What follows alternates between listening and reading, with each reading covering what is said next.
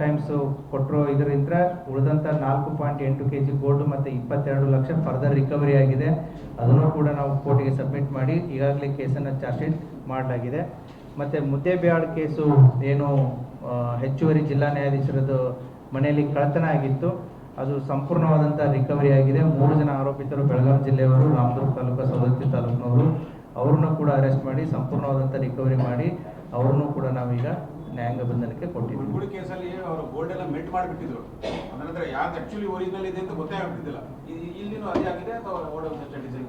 ಇಲ್ಲ, ಇದರಲ್ಲಿ ಈಗ ಏನು ಸಿಕ್ಕಿದೆ ಎಲ್ಲ ಆ್ಯಸ್ ಇಟ್ ಈಸ್ ಆರ್ನಮೆಂಟ್ಸ್ ಏನಿದೆ ಅದೇ ರೀತಿ ಇಂಟ್ಯಾಕ್ಟ್ ಮಾಡಿದ್ವಿ. ಆ್ಯಸ್ ಆಫ್ ಓನರ್ಗೆ they can identify the gold easy. Yes, thank you.